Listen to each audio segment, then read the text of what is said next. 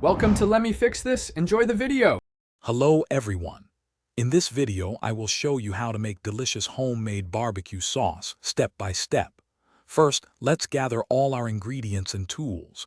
You will need a medium saucepan, measuring cups and spoons. Make sure your workspace is clean and organized, ready for cooking. Having everything prepared beforehand makes the process much smoother and more enjoyable. Let's get started with our flavorful journey. Now, let's start building our sauce's foundation. In your saucepan, combine 1 1/2 cups of rich ketchup with 1/2 cup of tangy apple cider vinegar. Next, add 1/4 cup of Worcestershire sauce. This secret ingredient truly deepens the flavor profile.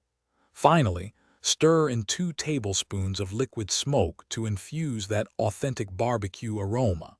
Whisk these wet ingredients together until they are well combined and smooth. With our liquid base ready, it is time to introduce the sweet and savory elements. Add 1/2 cup of packed brown sugar to the mixture, providing that classic barbecue sweetness. Then, incorporate 2 tablespoons of paprika and 1 tablespoon of garlic powder for a robust flavor. Finish with 1 teaspoon of onion powder and 1/2 teaspoon of freshly ground black pepper. Stir everything together until all the spices and sugar are completely dissolved and evenly distributed. Our sauce is almost complete. Place your saucepan over medium-low heat and bring the mixture to a gentle simmer.